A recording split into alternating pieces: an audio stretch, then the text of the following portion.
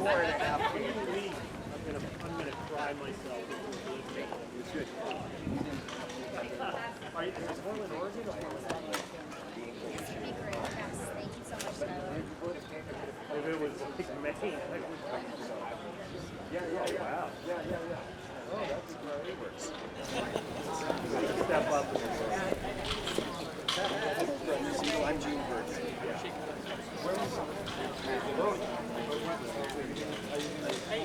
I am, yeah. I used to run the Vermont Housing Coalition with Bernie Sanders. How do we look? You direct us. Do we look okay? Yeah, there's not too much space behind us. Yeah? I mean, they're closer back. Everyone in the back. I have no idea. That's what I was doing. Oh my God, Brenda, I love your shoes. Thank you. Okay. Yeah, definitely. Please use the microphone. Testing. How does that sound? Great. All right. Let's get started. All right, we're going to get started, everyone. Thank you so much. Good afternoon. Thank you all so much for being here. Just some quick housekeeping before we begin. I'm going to start us off, followed by some incredible speakers behind me, and then we'll save time for questions at the end. And at 5:30, we'll wrap up, have members of the press and city councilors go into the city council meeting starting at 6 to get settled in, and then we'll be transitioning to a community rally where community members will be coming up and talking about some of their thoughts. So I'll start us off.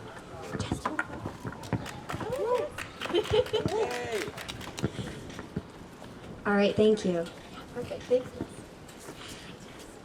Thank you. My name is Fearn. I'm the lead organizer with the Vermont Harm Reduction Advocates and co-organizer with the Burlington Cleanup Crew.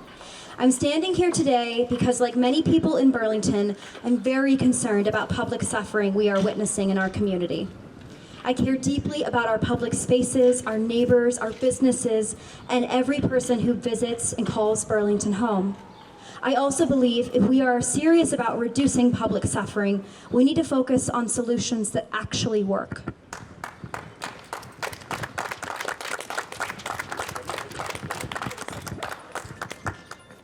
I'm not interested in supporting policies that simply sound tough. I'm interested in solutions that make our community healthy, safer, and stronger for everyone. This issue is deeply personal to me. In 2022, I lost a family member to an overdose. She was only 22 years old. At the time, I carried a lot of anger. I wanted justice. I wanted the people who supplied her with substances to be punished. At the same time, I knew that would not bring her back. It would not prevent another person from dying or spare another family from the same experience of loss. I realized if I wanted to honor her life, I had to look for solutions that actually prevented overdose death.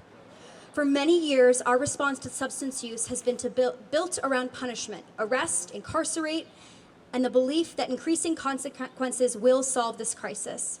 But the evidence tells us a very different story. For many people struggling with substance use disorder, incarceration creates a revolving door. Despite countless interventions, people continue to access substances while incarcerated. They often don't get the health care that they need while inside incarceration institutions, and they leave with a criminal record that creates additional barriers to employment, housing, health care, and recovery.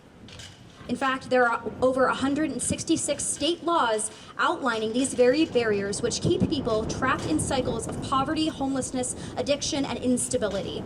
If we choose to send people to prison for using substances, then that's a choice. We need to be clear-eyed about what we are doing what we're doing then to their families and to their futures when they leave. We also need to acknowledge that incarceration is not a simple or sustainable solution. Incarcerating Vermonters is costing taxpayers over $500,000 a day. Our prison system is already struggling with capacity, and those who cannot be held in state prisons are being sent to private prisons like Civic Corps and Geo Group, the notorious private prisons that also are running immigration detention centers.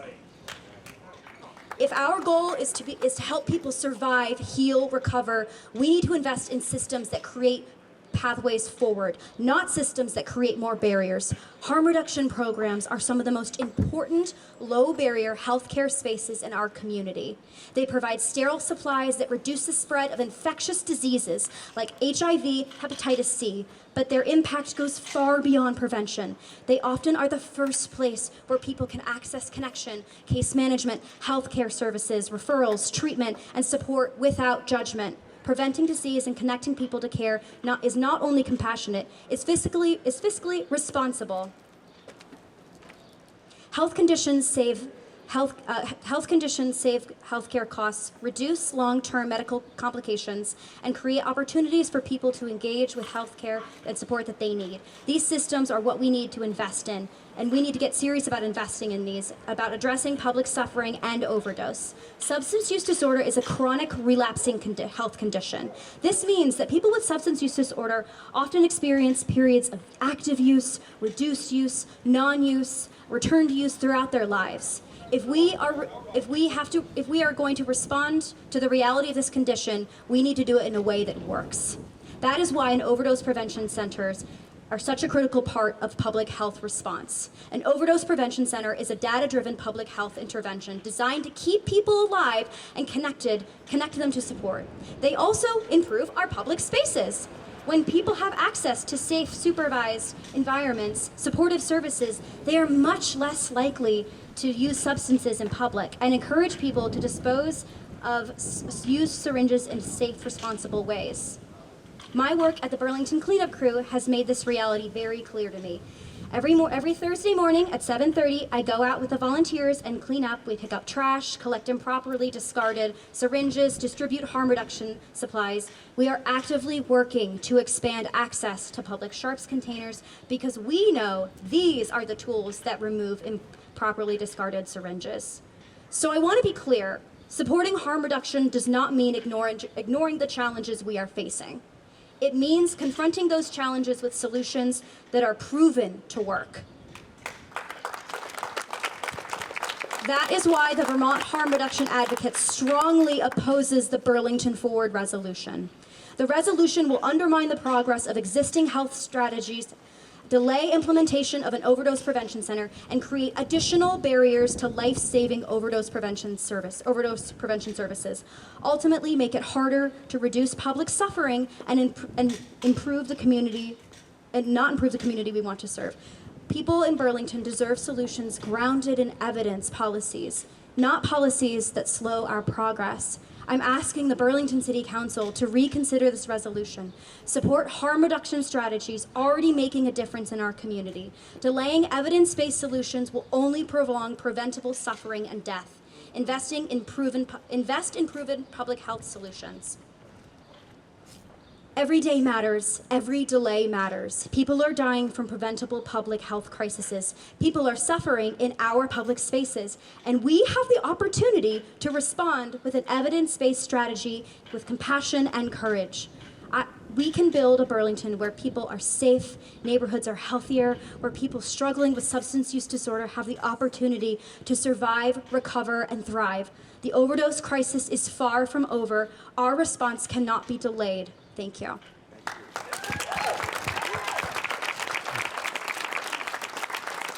And thank you all. And next up, I'm going to have Jean Bergman. Can you do this? Excellent. Okay, so can you all hear me? Yeah. All right. Thank you, Bella, and thanks to everyone in the community and in the press who have come out. My name is Jean Bergman. I'm the chair of the Progressive City Council Caucus of Burlington and the city councilor for Ward 2 in the Old North End. And first, I want to thank you, all of you, for the work that you're doing in our community to make us stronger and healthier and safer and to make this community fairer. Anyone who thinks that government alone can solve our problems, human and those created by advanced capitalism, does not know how things work. We need you to build the alternatives, to make existing programs and policies work better, and to imagine new ways of doing things, of doing the work of building a better community, a new world, and to be part of its creation. I'm here to tell you that the Progressive Caucus opposes this resolution because it does not do this. It does not do this work of building a new world. In fact, it calls on us to go backwards. It conflates poverty and its manifestations with disorder and criminality. It calls your mutual aid a failure, and it seeks to ban you from providing it. It calls on us to sweep away the only homes some people have, their tents, and remove their belongings, knowing they have nowhere to go, hoping to make life so miserable that they have to leave and go bother someone else. It threatens and undermines constitutional rights of assembly and free speech and association, all of our rights, and all with the gloss of soothing words like compassion, using a technocratic words like accountability, like a glove to cover an iron fist. That's right. A clamp down. Well, you know people are hurting everywhere and things are getting worse. So when the clamp down comes for one group, you know it's going to come for another. That's what authoritarians do. They pick on the most vulnerable and demonize them, and then they go on to the next. Unless we stop them.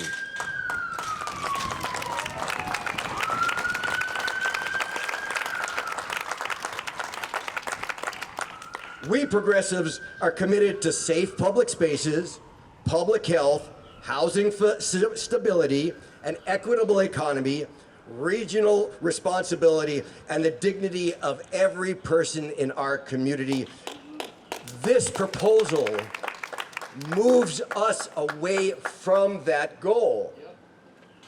Now, if you think about it, you'll see that enforcement does have a role in any system in order to deal with destructive behaviors and deter people from acting with impunity. But there has to be a link between enforcement and public space strategy and a clear commitment to expand shelter and housing, to fund outreach and case management, to protect access to harm reduction and recovery services,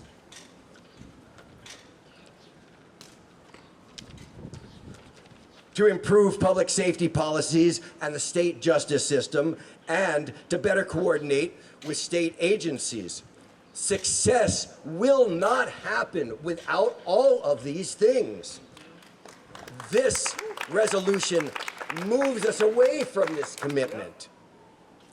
At the heart of our work, of all of our work, is that we care for people who are suffering. That's right. And that includes, they might not believe it, local businesses and their employees. But the question is, how do we deal with the harms effectively within our resources and power? Now, I could list the specific problems with this resolution, but I am going to spare you. Instead, I want to reiterate that we reject the Democrat framework and call for one that truly engages you and city staff and partners and stakeholders across the board. One that does not use this backward-moving framework as its baseline, and instead truly takes into account our current capacity to act, our partnerships, staffing, revenues, and our priorities. So, thank you for standing up and fighting back.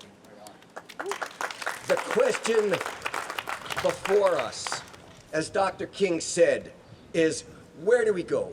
Chaos or community?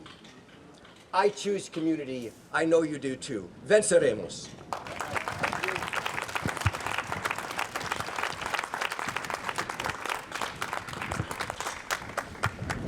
Thank you so much, Shane. And now we're going to have Marek, so Ward 8 City Councilor speak.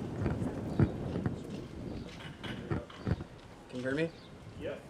Great. Hi, folks. My name's Marek Broderick. I represent Ward 8 on the City Council. Thank you to Jean for being eloquent as always, and thank you all for coming out. What we have before us today is not just any public safety resolution that we have seen for the past 3 years. What we have before us today is a 20-page vision for our city that upholds and enforces a failed status quo in our city, one that is putting profit over people. It calls for more investment in the criminalization and erasure of the unhoused and those with substance use disorder, portraying their existence as one that undermines the peace and comfort of our city's public spaces. I must ask, peace and comfort for who? That's right. Certainly not for those being forcibly displaced again and again, because for the 1,000th time, they have nowhere else to go. I find no peace in this. I find no peace in the calls for increasing our capacity to surveil people. I find no peace in a city that wants to sweep encampments and scatter people to fates that I may never know. I ask all of you to think of this as I talk. Who does this actually serve? That's right. This vision seeks to gut the city's role in providing support and care to its residents. It wants to replace union labor hired to provide supportive care to people with volunteers. Now, I have nothing against volunteers in general, but not at the cost of strong union jobs that the city can provide for its residents.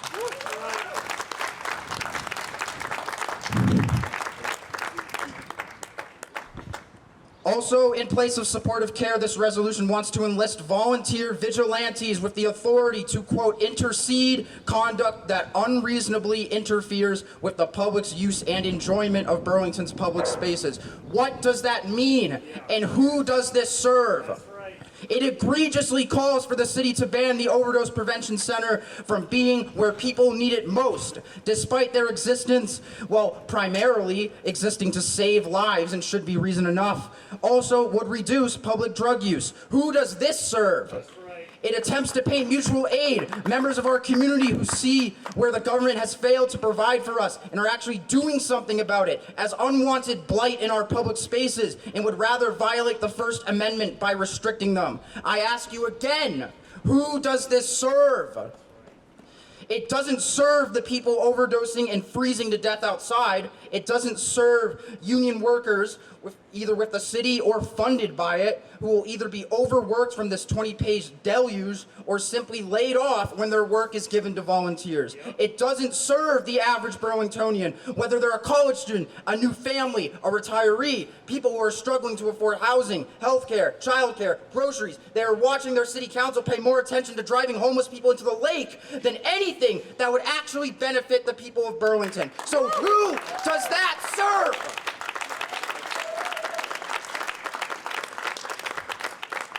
The people who this resolution serves are those who seek to profit from the perception of a safer downtown, from business owners who cater more to wealthy tourists than those who actually live here, to landlords and real estate firms trying to squeeze every dime out of people who want to call Burlington their home.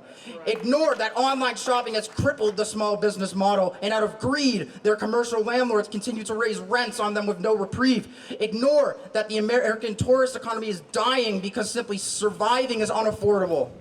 Ignore that capitalism created the drug crisis and has created a society of despair and neglect, leading so many people to addiction and suffering. Ignore all that, so once again, those who have the least can be scapegoated and the rest of us continue to be ignored. That is who this was made for. It was not made for you and I because our society was not made for us.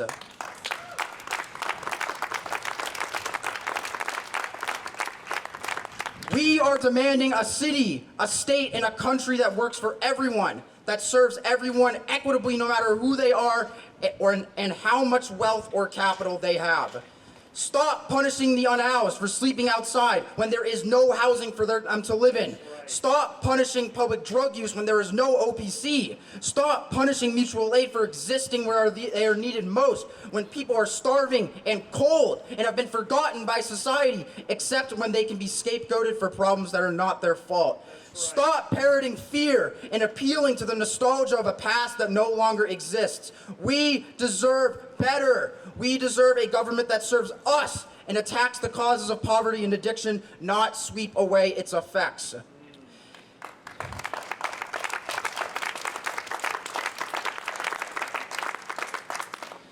Yes, there is only so much the city can do. We do need the state to act. Tax the rich to fund healthcare. Build housing we can afford and shelters of all kinds. What our city can do is put people over profit today by rejecting this resolution, by continuing to demand something different from this failing status quo, funding our housing trust fund, attempting to stabilize rents for residential and even commercial tenants, fund and support mutual aid, and stand up the OPC where it is needed most. A better world is possible, and we can achieve it by organizing and demanding an end to what has failed and fight for each other. Thank you. Thank you so much, Marek.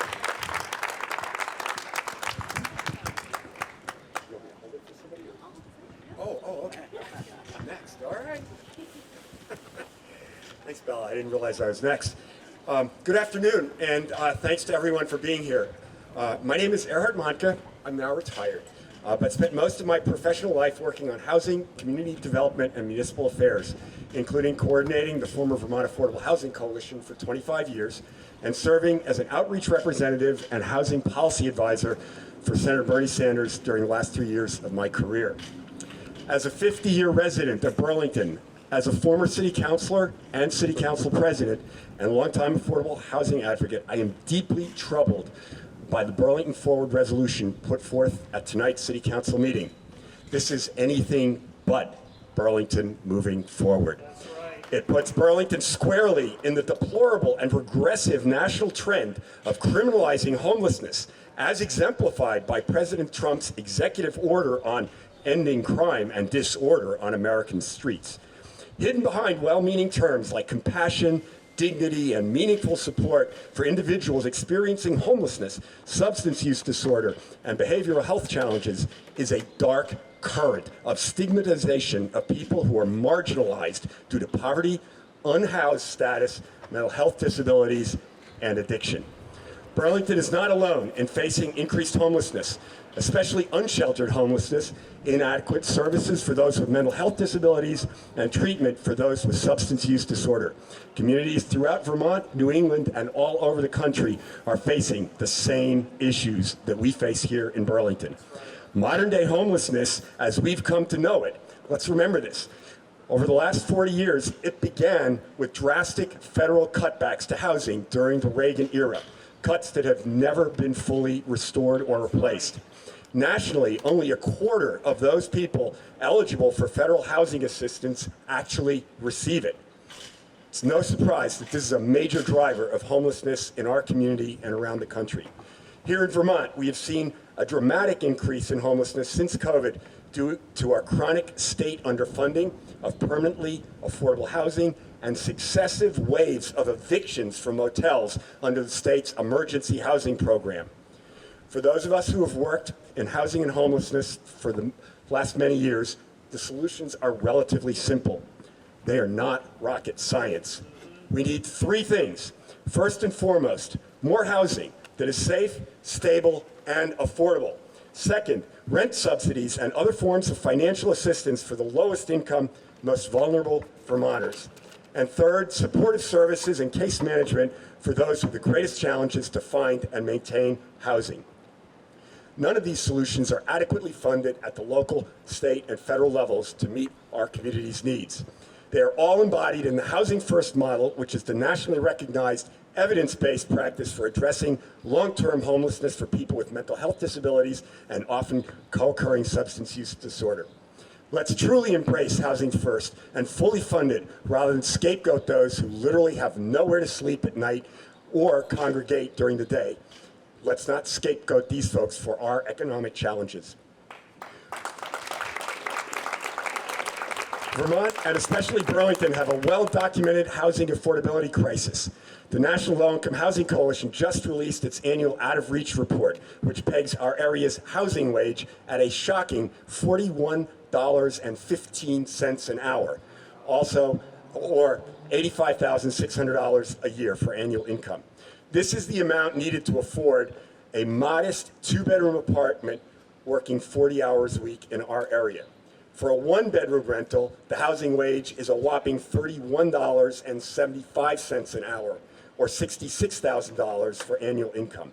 Compare this to the average annual income of someone living on SSI disability income at $12,600 a year, which is an effective hourly wage of just over $6 an hour. That's not enough! It absolutely is not enough, and it makes the economics of homelessness come into very sharp focus for all of us. Someone living on disability income can afford no more than $315 for a month for a month's rent, which is simply not possible without rental or other financial assistance. A few particularly disturbing elements in the proposed resolution.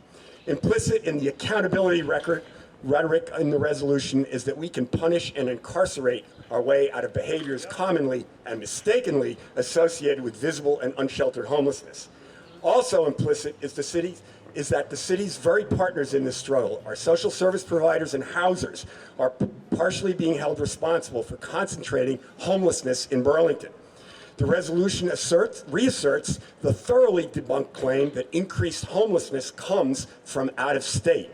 It points to many solutions that are already happening and working, but need far more resources, and it points to them as though they were new and original ideas. Proposed sweeps and restrictions on encampments are simply put inhumane. Where are people supposed to go when there is simply no housing that they can afford in Burlington? Proposed restrictions on the free distribution of food not only undermine the type of volunteer mutual aid that people experiencing homelessness rely on for their basic needs, but they are an unconstitutional infringement on First Amendment rights, which considered the free distribution of food a protected form of free speech. Proposed restrictions on the location of harm reduction measures like an overdose prevention center and needle exchange programs run counter to best practices recognized nationally. As a current Burlington Planning Commissioner, I will do everything in my power to make sure these facilities are enabled in our zoning ordinance where they will be most effective, in or near downtown. Most disturbing of all, the resolution proposes public space response teams. These vigilante-like volunteer organizations, together with increased surveillance cameras, are both absolutely chilling in an era of increased authoritarianism like the one that we're living through now. There should be no question whatsoever that we are all committed, quote, committed to safe public spaces, regional responsibility, public health, housing stability, and the dignity of every person in our community, as eloquently stated in CVOEO's July 28th letter to the City Council.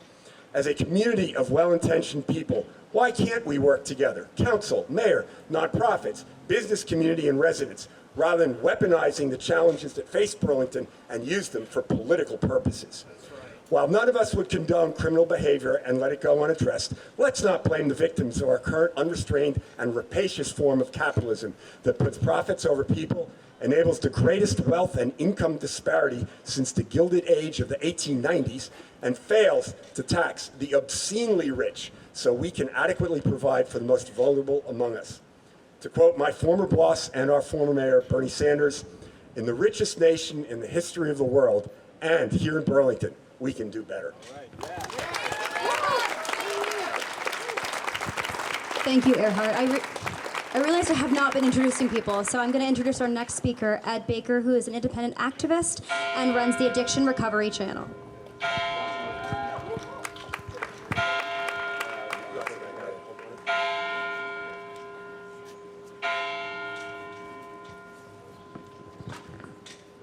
I love the way that sounds. Every time I hear that, I think of our lost loved ones. My name is Ed Baker. I'm very pleased to be here with you. I'm a proud resident of the New North End. My wife and I have been living there since 2015. Before that, we lived in Lamoille County, Morrisville, for over 20 years.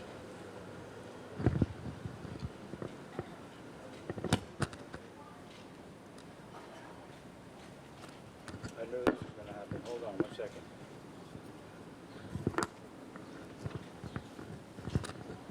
I'm proud to be a Vermonter. Vermonters with severe substance use disorder and severe alcoholism saved my life, stepped up and saved my life, loved me, took care of me until I got better 42 years ago. I will never, ever forget that, and I will never, ever turn my back on them.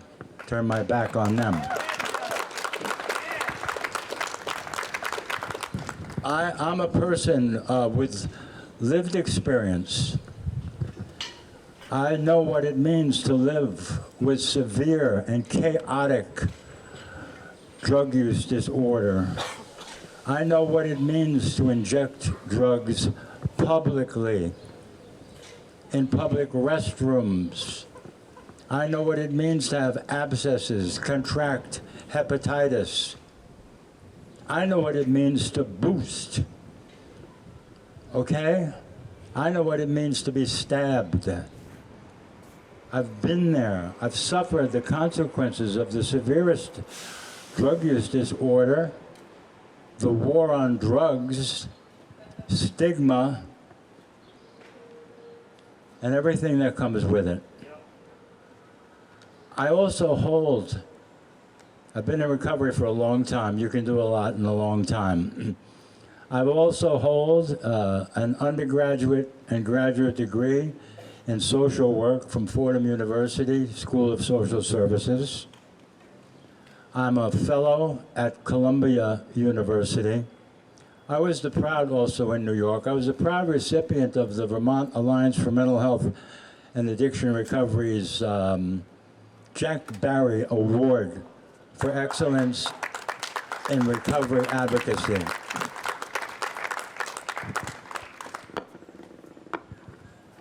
I'm here today, and I'm going to ask you to help me. I'm here today to ask the City Council members to say these names. These names are a small fraction of the people taken from us by what Team Sharing Vermont lovingly calls substance use passing. These names are the names of their children, their family members, their loved ones, their loving ones, their one and only ones that are gone.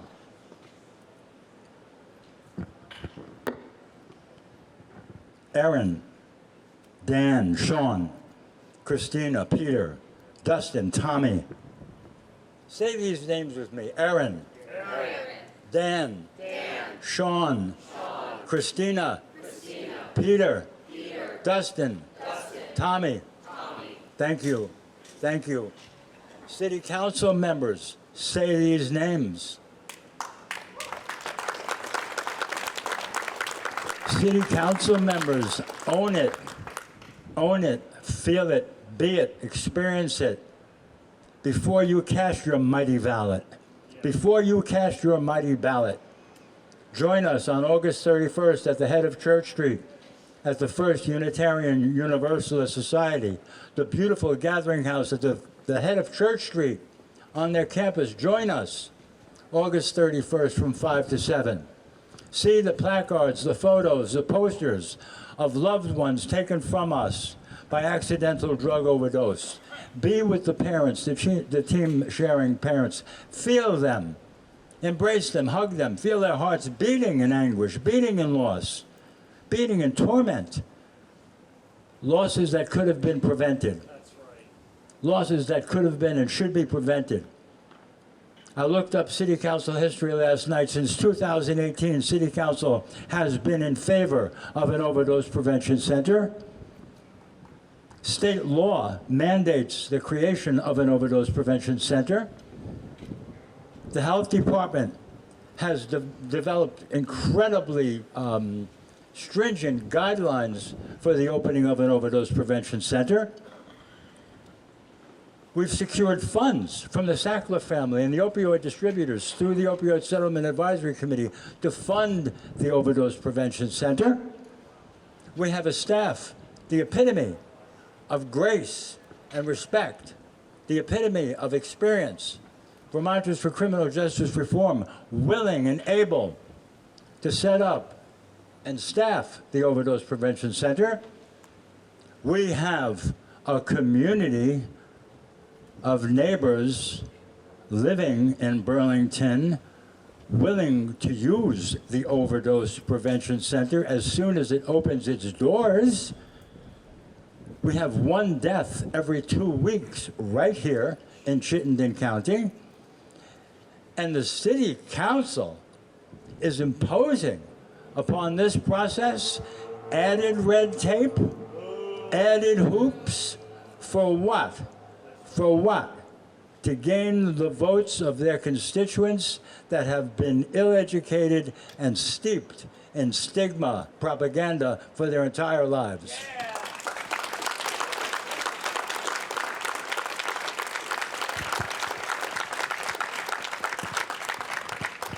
Say their names with me one more time. Aaron. Dan. Sean. Christina. Peter. Dustin. Tommy. Thank you.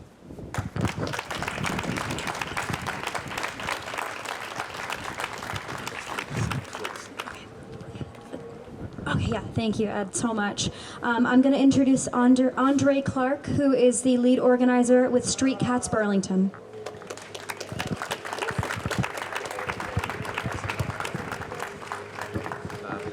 Hi everyone, my name is Andre Clark. I experienced homelessness and housing insecurity off and on from the ages of 13 until 25. I drank alcohol from the ages of 13 until I was 25. It is not an accident that my sobriety came after I finally had stable housing and the education and employment opportunities needed to maintain it. I was only able to find that housing opportunity because a professor at UVM, Garrison Nelson, connected me with a property manager he knew. I was only able to afford that opportunity because my friends moved in with me. Throughout my life, there have been people who have helped me, who believed in me, and who supported me even when I did not deserve it. Even when I was making bad choices, misusing alcohol, and taking part in unlawful and disruptive activities, people still saw the good in me. They still gave me food, let me crash on their couch, spent time with me, and treated me with dignity and respect.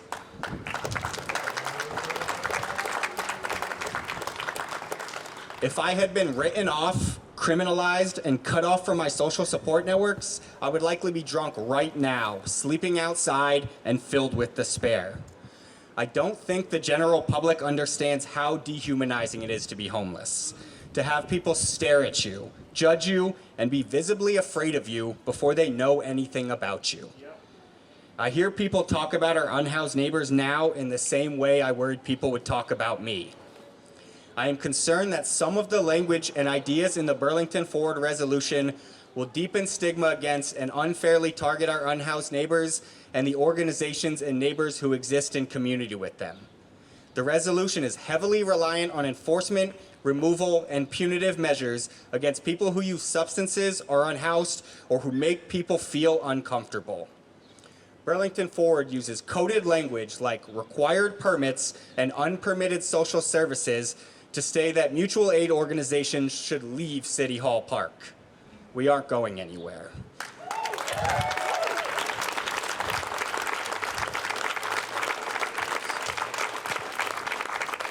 The resolution implies that neighbors sharing food and resources encourages problematic or unlawful behavior.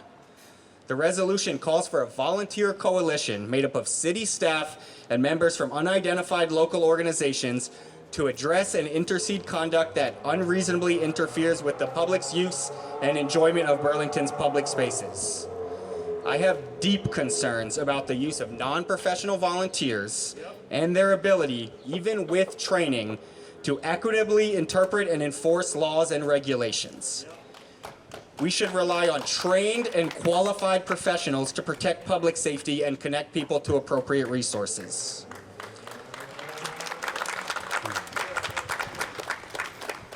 I have spent the past 10 years working in homelessness services, studied homelessness in UVM's Master of Public Health program, and currently lead a mutual aid organization, Street Cats Burlington, that supports the unhoused community through outreach, advocacy, and supply drives.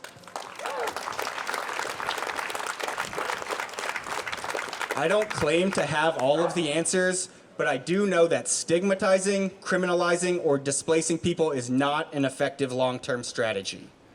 We need collaborative and person-centered approaches that focus on the social determinants of health. This means safe and accessible housing for everyone, access to nutritional food, safe and welcoming parks, and positive social connections. These are some of the areas of support that mutual aid and nonprofit agencies provide people every day. I believe this resolution would be more effective if it went through a process that more thoroughly engaged the community, including those with living and lived experience of homelessness and drug use. Social service agencies working directly with people experiencing homelessness and people who use drugs, and members of mutual aid organizations. There are real gaps in our system of care that are preventing people from accessing substance use treatment, employment, housing, and emergency shelter. We need to talk to those who understand where the gaps are and provide additional support and resources to help fill those gaps and meet the need of our community. I hope you guys will join us in supporting this. Thank you. Thanks, Andre. Now I'm going to introduce Brenda Siegel to End Homelessness Vermont.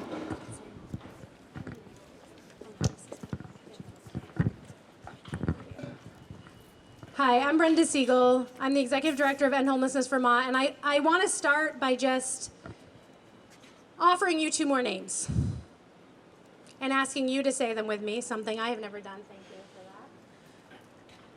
for that. Kaya. And Jonathan. Kaya was my nephew, who died of an overdose in 2018 after a year in recovery because Vermont did not have the support that he needed to survive. That year in recovery came from love and compassion, true compassion, not the word compassion. Yeah. And his death came after an experience of shame and stigma. His relapse and his death came then.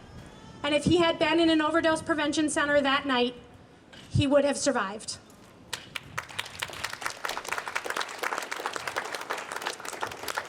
My brother, Kaya's father, died 20 years before him.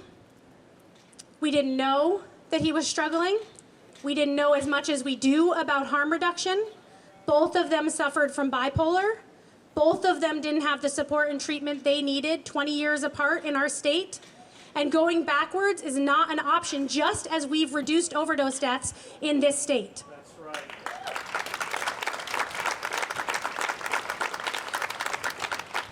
We were walking through today, because I live down south. Our organization is statewide, and we work primarily with people living with disabilities.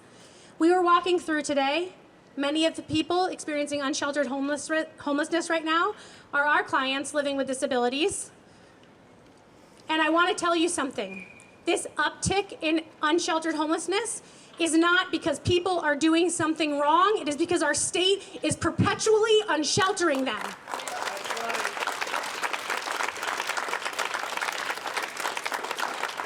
People are running out of their allotted days in shelter, ending up outside in your communities, and hearing nothing but shame and stigma. That's right.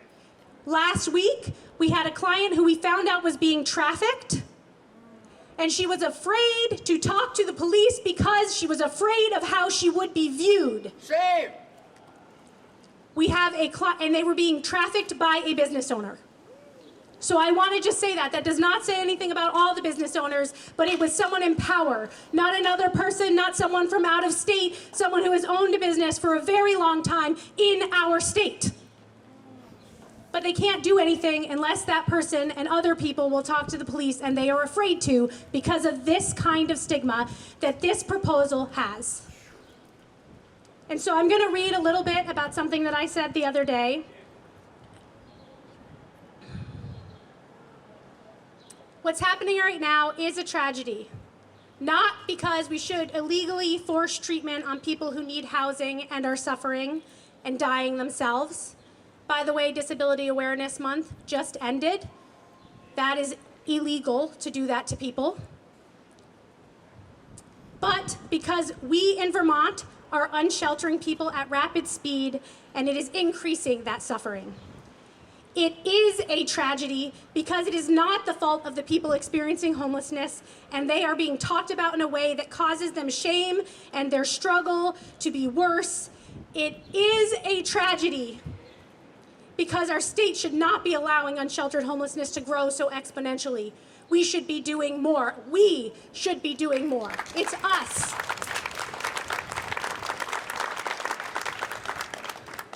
The call is coming from inside the House. It is a tragedy because none of us should be subject to this level of suffering around them. None of us should be having this experience at all. It is a tragedy because about a month ago, a client on oxygen in this city died sleeping in her car. And another is hospitalized now. It is a tragedy because people in wheelchairs are being forced to crawl into the woods to hide from forced encampment cleanups. Crawl into the woods. That is how we are treating our disabled community. It is a tragedy because people with metastatic cancer are dying. They're being forced to live their last few days outside in a tent with no one around. The tragedy is real, but the facts of that tragedy fly in the face of the messaging being put out under a thin veil of supposed compassion. But none of the above, none of this, is the fault of the human beings in these encampments. This is state-sanctioned violence of marginalized and disabled people. State-sanctioned violence.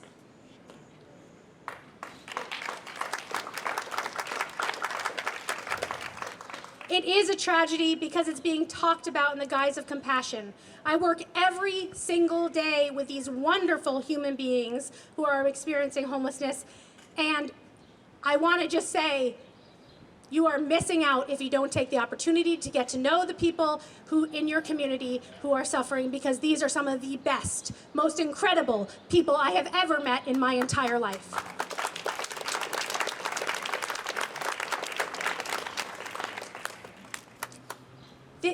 The flawed messaging follows neither data or science. Those of you that know me know that I am big on the data and science. In fact, we are in the middle of releasing research that includes that only 4% of the people experiencing homelessness who were in the hotel and motel program even came from out of state at all. And when they did, it was because they came for a job, they came for family, or they came for fleeing domestic violence. And that matched the Agency of Human Services data in that same time frame. So that is an outright lie. That's right. But you can wrap this in whatever words you want. It's not compassion. That's right. Violent crime has decreased in Burlington. Suffering has increased. What you are feeling is discomfort of seeing others suffering.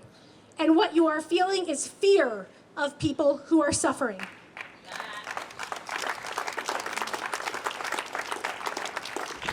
The reason for the increase of encampments is that while the new statute passed the legislature allows for an extension of allowed shelter days, The Department for Children and Families, the administration is pretending that that extension isn't there yet, and they've now created extraordinary bureaucratic and invasive hurdles that are going to be implemented on those extensions against the statute and against the law. The reason for this increase in encampments is the reduced number of shelter beds. We have clients who are being threatened and trafficked, not by others experiencing homelessness, but by business owners, as I said, and people in power, and they're afraid to speak up. And they're being left into that situation because they believe no one will believe them. People without power over people with power. The recent discourse, which had improved, was driven back to this disturbing tone by this proposal, and that really bothers me because it has taken a long time to get to where we see this differently, and now it's going back to that same horrible tone.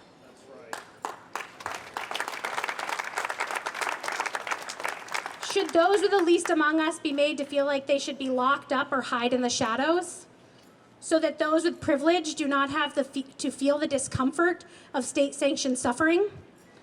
Or should we shelter people until they are permanently housed, which solves two problems?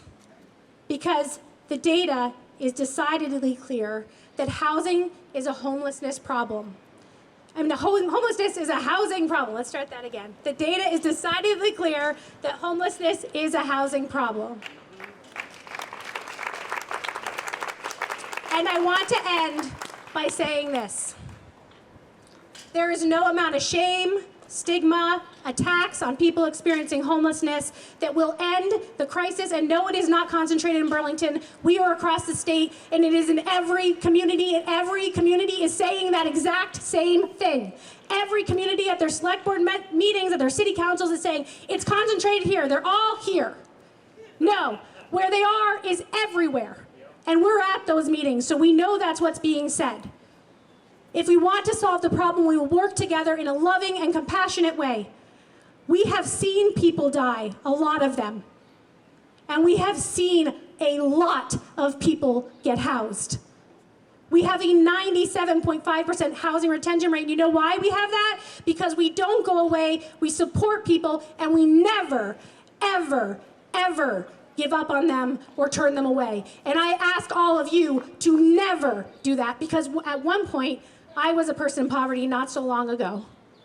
I'm here with staff who were experiencing homelessness. That shame keeps you silent. That shame keeps you from speaking up. So be better as a community. I'm asking the City Council to be better tonight.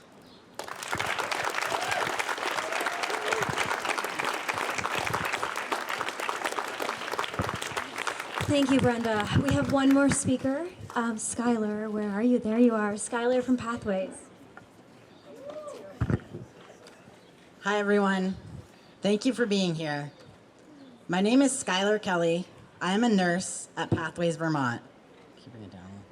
Pathways' mission is to provide community-based mental health services and collaborative learning that center people as the experts of their own lives. We strengthen our communities and the system of care by elevating the voices of lived experience. Our organization runs the largest permanent supportive housing program in the state because we know housing is healthcare. We also run several other programs that support people in various ways with their mental health, with the focus on elevating lived experience and intentional peer support.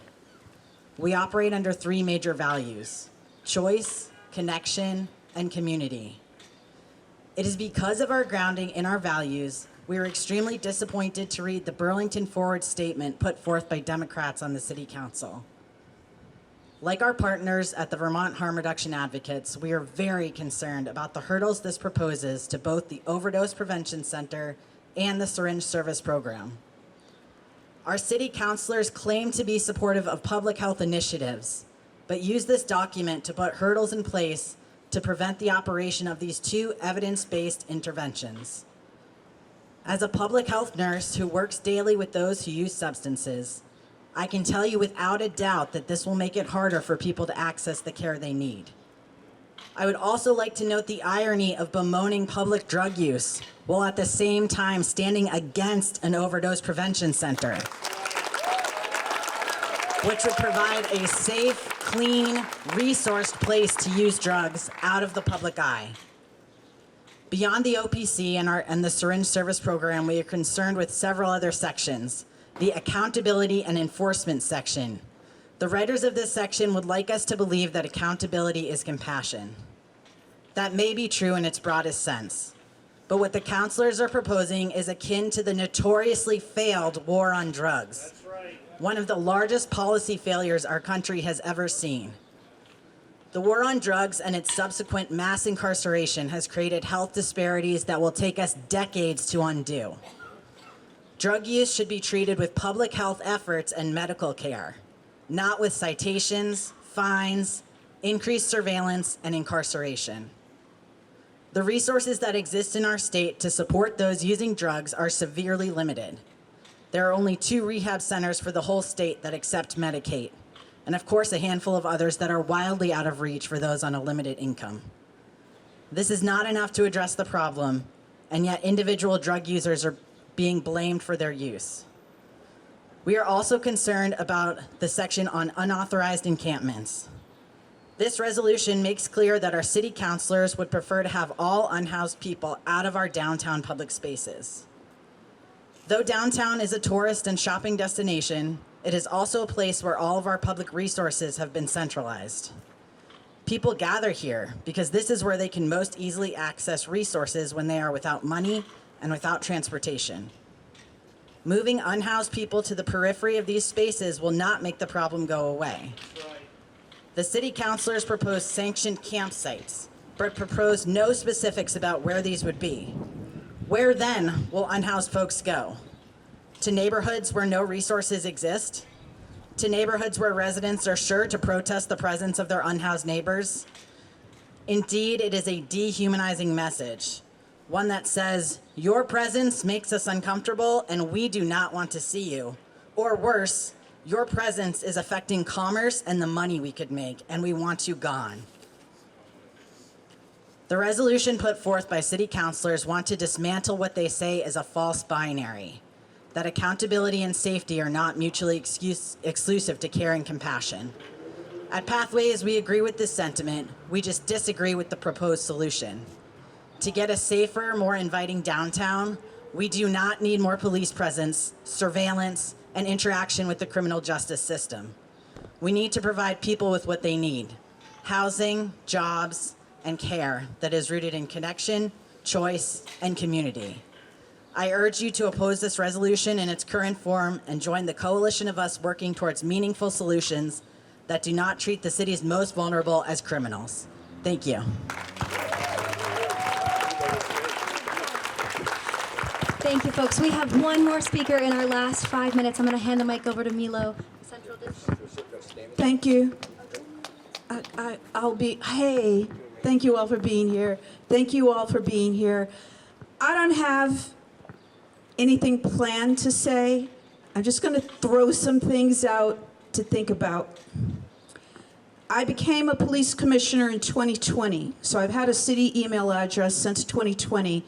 And I have emails going back to them then from residents who were living next to trap houses, drug dens, drug houses, flop houses, whatever you want to call them. Huge quality of life issues. And anyone can do this. You can look up where the major busts have occurred, and you will find that most of them have occurred in the Old North End. There was a certain intentionality of not addressing drug trafficking in our neighborhood. When I decided to run for council, even though in my life I voted Prague, but I also voted Democratic, I considered myself an independent. I came to the Progressive Party intentionally because this was the only party talking about the issues that were affecting the one. I continue to notice a lot of classism, and right now it's kind of open class warfare. Some of the language being used is not okay. The language that's being used is divisive, And we have certain counselors, quite frankly, that are very comfortable lying to people, misleading people, lying about data, lying about, or just ignoring root causes. What has concerned me is that the equity issues, probably because of what's also happening at the federal level, continue to widen here. I've never been one to say defund the police. I have said that oversight and accountability are important, and I have said bringing in different positions that can help people who are homeless, who can help people struggling with mental health, because you would hear it all the time from officers. They didn't have the training to deal with the large number of mental health incidents that they were running into. What continues to be profoundly unfair and ultimately ineffective is the fact that we would look at the contract that we give our police officers, and they're entitled to a fair contract, but when we look at what we pay them versus what we pay our social workers, who are consistently burnt out, and we have a lot of high turnover. That's a real thing. We don't respect those jobs in our community. And I think we have to not mislead people. A lot of people haven't read that document. If you haven't had a chance to read all 21 pages, you need to read all 21 pages, because there are things that are actually already going on. When we got to such a bad place, everybody knows someone who had to file an online complaint to the police department and never got a response. Right? Everyone knows someone that needed help and didn't get it. Our businesses didn't get a response to retail theft. We have a different interim police chief now that is fixing some of those things, but it didn't get bad overnight, and it's not going to get fixed overnight. There is no perfect solution. There isn't, you know, what do they say, silver bullet. That just doesn't exist. So to say and try to pretend that nothing is going on is deeply offensive, and it's not true.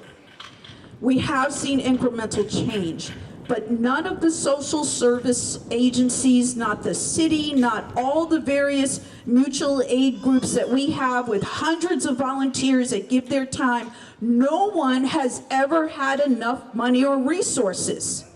So when people say, oh, harm reduction is this bad thing, harm reduction isn't working, they don't understand what harm reduction is. It is for everyone. It is to improve everyone's quality of life. But if you don't have the funding and the resources, you can't accomplish what needs to be accomplished, and that's where we are. We all know what's happening at the federal level. We know that housing vouchers have been, and Brenda will tell you about that all day, every day. Housing vouchers being taken away from people midstream when they've been promised for a whole year. That destabilizes people.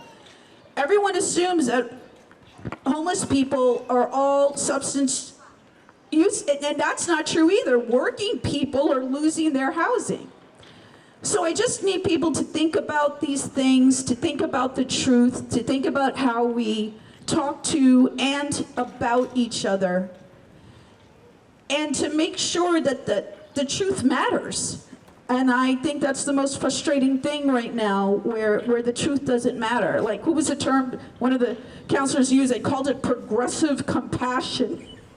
Like, compassion should not be affiliated with a political party. It should not be political to help people. And that is where I'll leave it. Thank you all so much.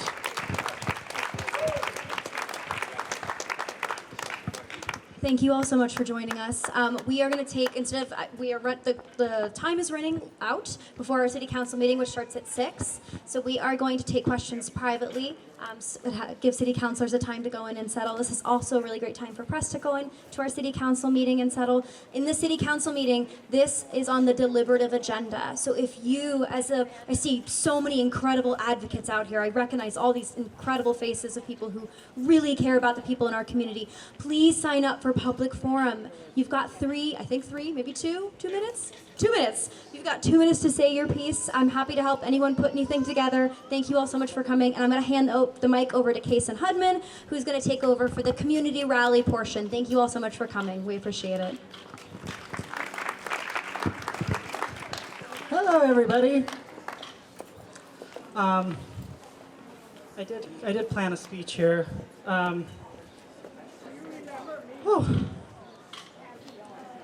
Hi, everybody. My name's Kason. You might know me from the Peace and Justice Center, or you might know me from Food Not Cops, maybe. Today, I am really tired and really weary because because this isn't the first time, we have the Burlington City Council proposing a resolution that spends an awful lot of time, money, and resources exclusively on going after our most vulnerable and poor residents and neighbors. Yet again, we have a city council resolution attacking the miracle that is Food Not Cops and free food distribution in the park. Since the city council can't seem to do it, let me say the only two words that need to be said to all the Food Not Cops volunteers and organizers that are here. Thank you so much. This resolution might call you unpermitted and unlicensed social service providers. But I know that you all are actually visionaries and revolutionaries and people who dare to dream of a world where nobody goes hungry, where money isn't wasted on weapons of war, where food is not a commodity to be bought and sold, but something to be shared with everyone. And you don't just dare to dream it, you've actually built it. Every cook night is a vision of a world that I never thought was possible. Every distro is a dream come true. You are the best of Burlington, and we've done 6.5 years of free food in the park. Here's to 60 more years of Food Not Cops. Thank you. Now back to this Burlington Forward Resolution. This resolution is particularly ridiculous because it keeps using the word accountability, but it never asks for accountability from the people who actually created this crisis. Let me be clear, at root, this is a housing crisis. Within 2 blocks of where we're standing right now, there is at least 40,000 square feet of abandoned commercial property that has been abandoned for more than a year, sometimes a decade, just sitting there empty. The people who own those buildings could end the housing crisis right now if they wanted to. They would just have to open up those buildings and let people stay in them, or redevelop them and turn them into affordable housing, sell them to Champlain Housing Trust, do something with them, but they haven't done anything with them forever. And we're just sitting there with empty buildings downtown. Because they want the money when they get the tax. And they're like, oh, wow, you can't afford anything. This is the only land you can ever develop in Burlington. That's right. Oh, $2 billion. No, 6. So I'm going to ask the City Council, where is the accountability for the people who actually caused the crisis? Why aren't you demanding accountability from the commercial landlords for the crisis they caused and are still causing? City Council, if you are serious about accountability, you will abandon this proposed resolution against our poorest and most vulnerable neighbors, and you will instead demand accountability from the people who could actually end this, the rich commercial property owners. Thank you so much. I think next up, I think Fareed was going to talk. Is Fareed here somewhere? Fareed with People's Kitchen? Here we go. Thank you. Just really quick, if you're sick of these things happening, of like people who dominate the city council, setting the rules for our city, we are fighting back. We are going to bring initiative, referendum, and advisory questions for the ballot to Burlington voters. Right now, Burlington is the only city, the only town in Vermont that doesn't give this power to its voters. I think this is how we can propose and pass all these wonderful things that we know needs to happen, but have been put to the table every time the city council is presented by it or outright rejected. So please, if you can help us, please sign our petition. Let's bring people power to Burlington. We are also looking for volunteers for the primary. If you can donate 2 hours, we need volunteers to collect signature petitions. If you could get to 2,000 signatures, we'll be voting on this in November. That's the plan. We're gonna get this in the November ballot. So thank you very much.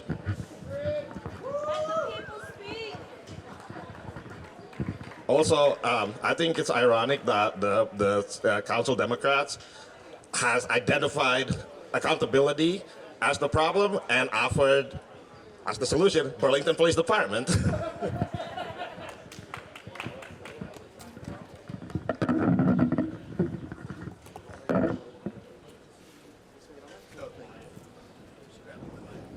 Tess, you want to go next?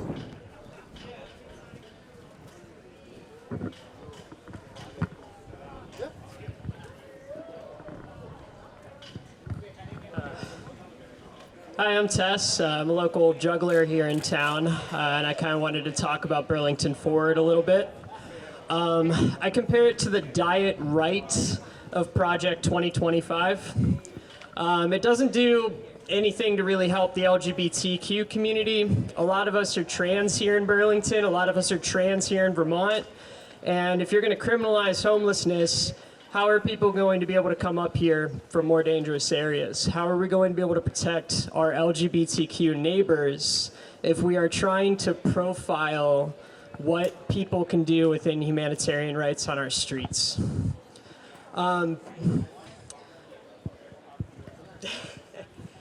It's bad. It genuinely shocked me when I found out that the Burlington Democrats try to do this every few years.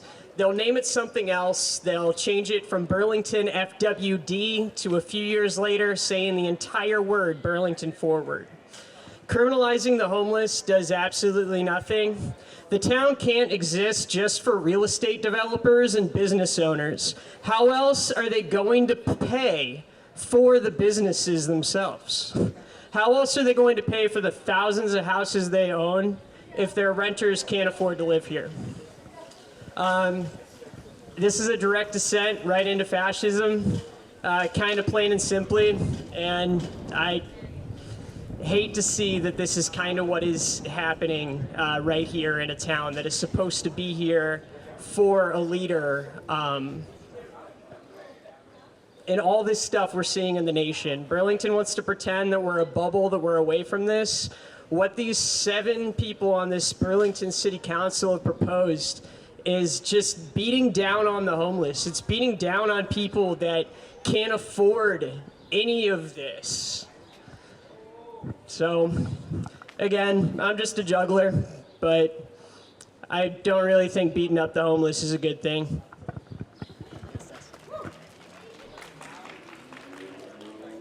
Do we have a Vivian Bose pen? Vivon? After Vivon is going to be Ray and then Leaf. Yo, just super quick. I think everybody should hop on public comment today. I want to start shout out. There's 3 Democrats hiding back over there, city councilors. They're really afraid of people, right? That's what is kind of the point of the fucking resolution. Let's just make sure that we have some universal language about it, right? They're afraid of homeless people, right? Yep, I think I should, all 3 of them, because they're all advocating for an anti-poor, anti-homeless bill that makes them all racist. To be clear, get some common language down. We're talking about the Burlington backwards bill at 6.5. Definitely sign up. Even if you just want to say a quick little note about it, that's definitely welcome. Let them know that you feel more safe with unhoused neighbors than you do with them putting a bunch of surveillance cameras. They want to cover the entirety of the Burlington, whatever, development district with surveillance cameras. That's what they think is going to make people feel safer. So just make sure that even if you don't have something eloquent to say, you could just say that, and that's plenty. So grab a public comment card. I got some here. There's more inside.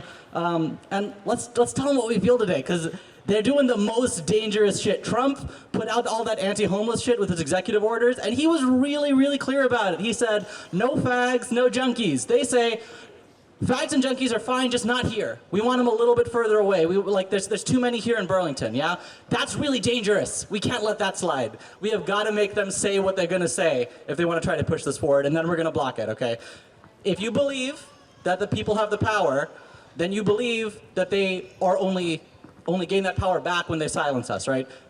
I got to implore everybody to speak. So please come grab a card, grab them inside. Non-Burlington residents welcome. Flood the comments. I want them here until about 2 a.m. Then they can go home to their houses that they have safe, that we're... Well, exactly, and I'm going to just say this right now, is that we are not threatening to clean up their houses and throw them into the trash can, but if they keep threatening to do that to all of our neighbors, then I don't know, maybe we will.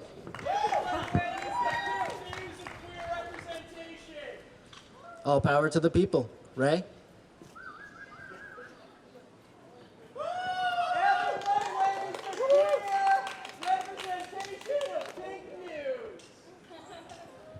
Hi, y'all. Hi, Ray. How are we doing today? I'm glad the rain let up. My name is Ray, and I'm with Food Not Bombs and People's Kitchen and Street Cats and every other mutual aid you can think of because I fucking love everybody. Thank you for being here. A year ago, many of us stood here because Burlington was talking about public safety. A year later, we're back in the same place, having the same conversation. This resolution, Burlington Forward. Look at the people standing here. There are people who cook meals. There are people who hand out tents. There are people who carry cases of water through the summer heat and blankets through the winter snow. These are the people who know our unhoused neighbors by name. These are the people who show up not once and not when the cameras are rolling, but every single day. Food Not Bombs has shown up every day for more than 5 years, almost 6 now. Every single day. No city contract, no paycheck, no profit. Just neighbors refusing to let other neighbors go hungry. And after all that time, the question we're still asked isn't how can we help? It's how do we make this less visible? That's the wrong question. The problem has never been about people sharing food. The problem has been about unhoused people existing in public. The problem is that in one of the wealthiest countries in the world, thousands of people still rely on volunteers to just survive. You can't build a stronger community by pushing poor people out of sight. You cannot create public safety by treating poverty like a nuisance. You cannot move people out of downtown and call that progress. Real public safety starts with housing, it starts with healthcare, it starts with food, and it starts with dignity. Because when somebody is hungry, the safest thing you can do is feed them. And when someone is freezing, the safest thing you can do is give them a blanket. When someone has been ignored by the rest of society, the safest thing you can do is remind them that they matter and they exist. And that's what Food Not Bombs has always done. Tonight, as City Council debates Burlington Forward, I hope they remember this. You don't build a stronger community by protecting people from seeing poverty. You build a stronger community by ending poverty.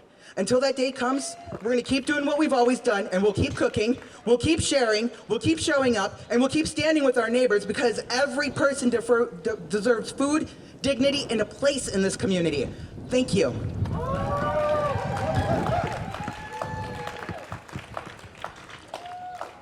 Is our friend Leaf?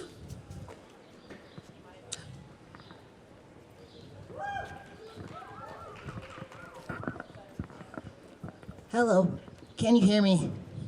Okay, I'm Leaf. I use they, them pronouns. I live in the Old North End, and I'm part of an abolitionist safety network. We don't super have a name, but if we have to have a name, we call ourselves the Solidarity Safety Net, and we're a bunch of folks, mostly marginalized folks. Most of us are trans and or black and brown and or disabled and or mentally ill and or a lot of those things at once. And what we do is we try to just go out and make sure that our neighbors and loved ones are taken care of and safe. We think of safety as everybody's needs being met and everybody having a sense of belonging. That is, if you go by that definition, the Democrats are right about one thing, which is that Burlington is not a very safe place. There are a lot of bigots around here, including on the city council, who are trying to stop people's bodily autonomy, trying to stop people from being able to exist here, trying to stop people from belonging. And when we're doing de-escalation work as part of this network, we do see a lot of violence in the community.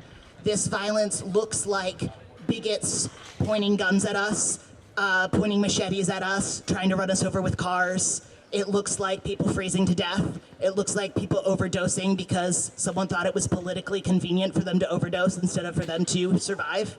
There is a lot of violence here, and none of it is being perpetuated by the people that this resolution is scapegoating and trying to punish. It's just absolute nonsense. People keep saying, oh no, I don't feel safe walking around in Burlington. It's like, neither do I dress like this a lot of the time, but the place I feel the safest is on Church Street when my homeless neighbors are watching my back. That is when I am safe. It is not in city council with a whole bunch of cops staring at us from over there. It is not when ICE agents are allowed to walk around and the police are helping them. It's when we're taking care of each other. And so all this nonsense about progress and, oh, we're gonna make everything, you're just putting bigotry and then putting a whole bunch of branding and fancy flyers on it. Like, we're not gonna fall for that nonsense. So I hope you will also go to public comment. And also, if they pass this nonsense, that is, one, let's not let them pass it. They're not gonna do it, we're going to stop them. Also, if they do, you all are already making the solution to all of this, and we're just gonna have to make these people's roles obsolete. Like, they have no right to be making these decisions and hurting everybody. So we're going to have to keep making this solution without them, keep taking care of each other, make it so that they cannot be hurting everybody anymore. And I hope you will do that. And you are so great. And they are not at all nearly as powerful and wonderful and caring for the community as all of you. Okay, the end.